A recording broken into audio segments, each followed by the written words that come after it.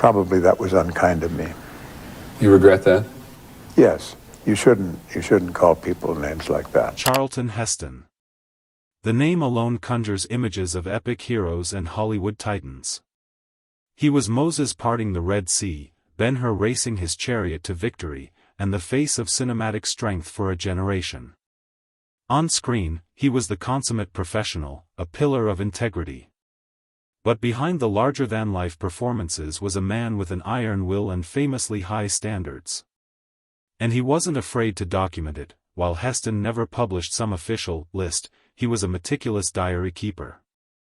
Between his private journals, candid interviews, and the accounts of those who worked with him, a picture emerges of the on-set conflicts, political battles, and personality clashes that marked some of his most famous productions. So today, we're looking at the stories behind the legends, the 9 figures who, according to Heston and others, made life on set anything but heroic. First up is the iconic Italian superstar, Sophia Loren. In 1961, casting Heston and Loren as the romantic leads in the historical epic El Cid seemed like a stroke of genius. It was a pairing of 2 of the era's biggest stars. But behind the scenes, the passion was more about conflict than romance. Their working relationship was legendarily strained, a quiet battle of wills that simmered throughout the production. The main issue seems to have been a clash of professional styles and egos. Heston was a stickler for historical accuracy and discipline. Loren, an international bombshell, came with a superstar's leverage. She reportedly wanted script changes to beef up her character and the love story. To Heston, this felt like it compromised the integrity of the film. The tension became so thick that, according to some on-set reports, Heston found it difficult to even look at Loren during her close-ups. One of the biggest sticking points for Heston was reportedly Loren's then massive $1 million salary. While they created magic on screen, Heston later admitted he wished he had been kinder to Loren on set. For her part, Loren diplomatically acknowledged their differences, stating in a 1966 interview, "Charlton is a fine actor, but our working styles are very different." If the dynamic with Sophia Loren was a Cold War, Heston's experience with Ava Gardner on the set of 1963's 55 Days at Peking was a full-blown crisis. Heston himself called it his single worst working relationship.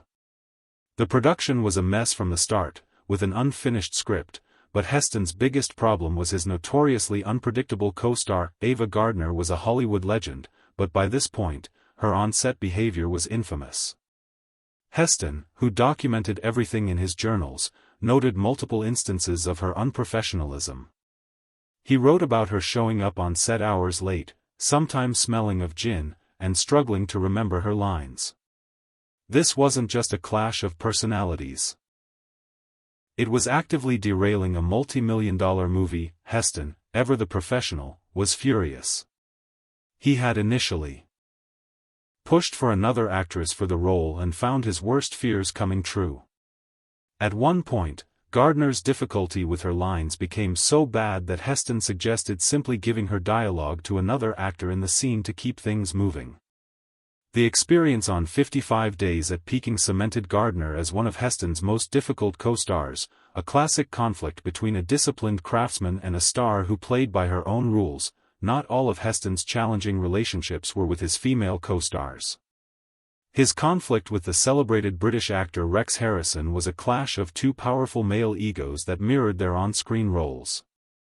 They starred together in the 1965 drama The Agony and the Ecstasy, with Heston as the artist Michelangelo and Harrison as the demanding Pope Julius II. The film is literally about the battle of wills between these 2 men, and it seems life was imitating art. Sources from the set say Heston and Harrison simply did not get along. This wasn't about lateness or forgotten lines, but a fundamental personality clash.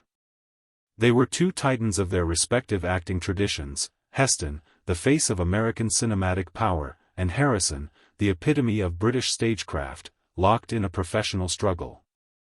Their on-screen dynamic, which required them to be in constant conflict, likely fueled their off-screen friction.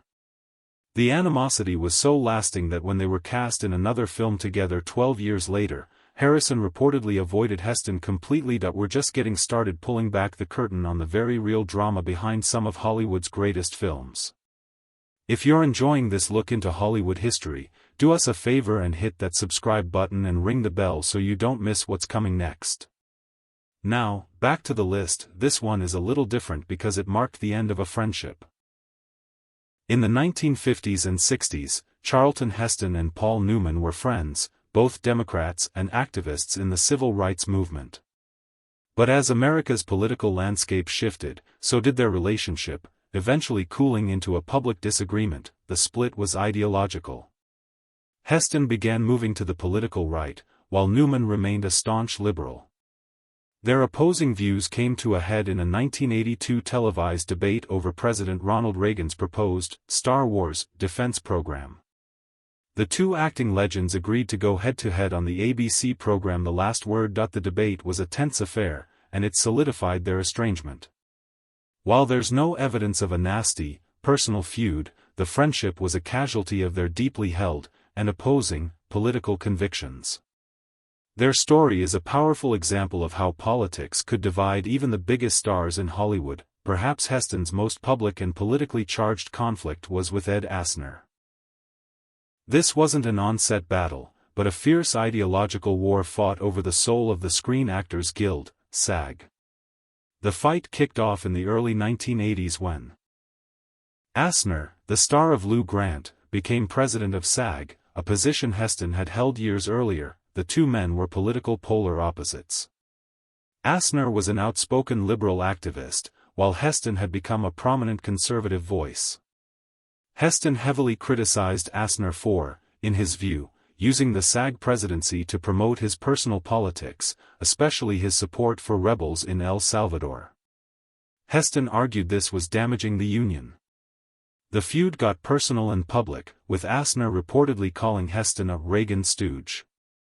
Heston led a conservative faction within the Guild that opposed Asner's agenda. Asner always believed that the controversy stirred up by Heston contributed to the eventual cancellation of his popular TV show, though the network cited ratings.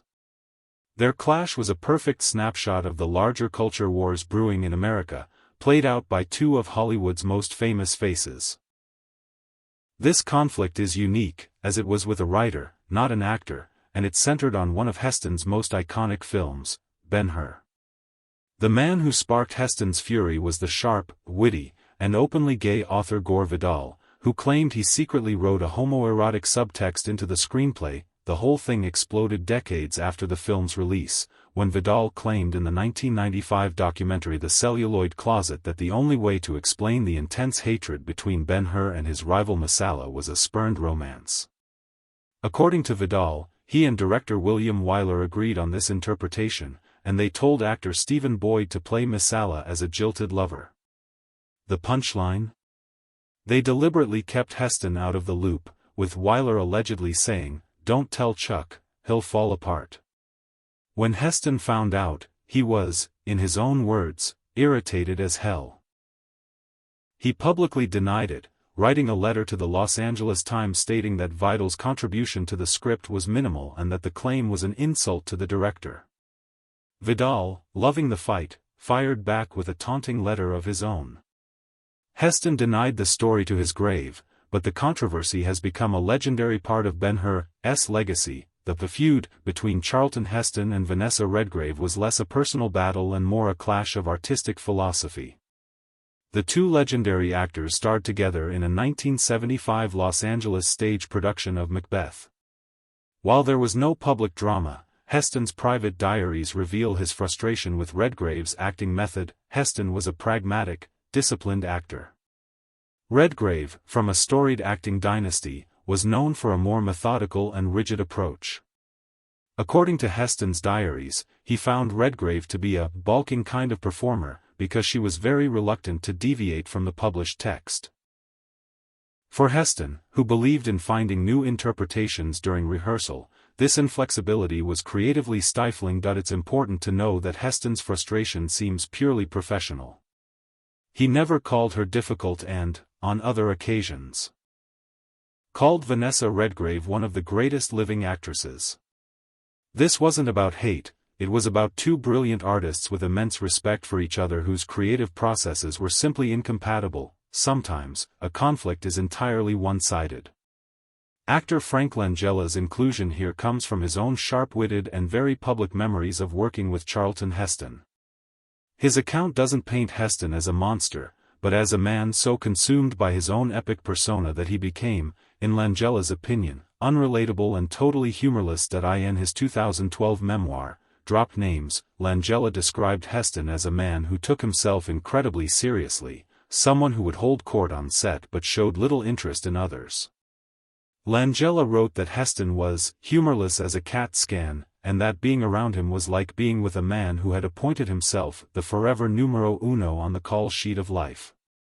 Langella's assessment is, of course, his own subjective take. But it offers a fascinating glimpse into how Heston's commanding, star-making presence could be perceived by some of his peers as aloofness. It's a reminder that in the collaborative world of acting, personal connection can matter just as much as talent. Rounding out the list is another non-actor, the brilliant and notoriously difficult director Sam Peckinpah. Their clash on the set of the 1965 western Major Dundee is the stuff of Hollywood legend. It was a battle between a star known for his discipline and a director famous for his rebellious, anti-authoritarian chaos. Peckinpah was a maverick known for his hard-drinking, confrontational style and his contempt for studio authority. Heston arrived to find a production in a tailspin, with Peckinpah frequently drunk and the script being rewritten daily.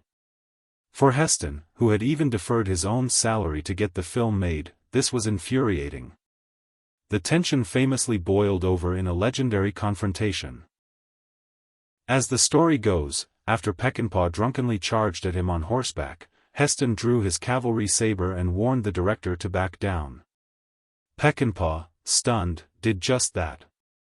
It's a testament to Heston's own formidable presence that he was one of the few who could stand up to the director. Their relationship was shattered, but Heston's commitment to finishing the film never wavered. Charlton Heston built a career playing unwavering heroes. But the stories of his professional conflicts show a far more complex man. He was an artist with incredibly high standards who demanded discipline from himself and everyone he worked with. When he encountered what he saw as unprofessionalism, whether it was an actor's demands, another's chaotic behavior, or a director's self-destruction, he refused to suffer it silently. These clashes of ego, politics, and artistic philosophy don't tarnish his legacy. Instead, they add a fascinating, human layer to the icon. They remind us that behind the monumental figures we see on the big screen are real people, full of passion, principle, and prickly imperfections. Charlton Heston was a titan, and in the chaotic world of Hollywood, that kind of unbending strength was bound to create some legendary friction. What do you think about these Hollywood conflicts? Were you surprised by any of them? And what's your all-time favorite Charlton Heston movie? Let us know in the comments below. We love reading your perspectives. And if you enjoyed this trip into Hollywood's hidden history, give this video a like and subscribe for more. Thanks for watching.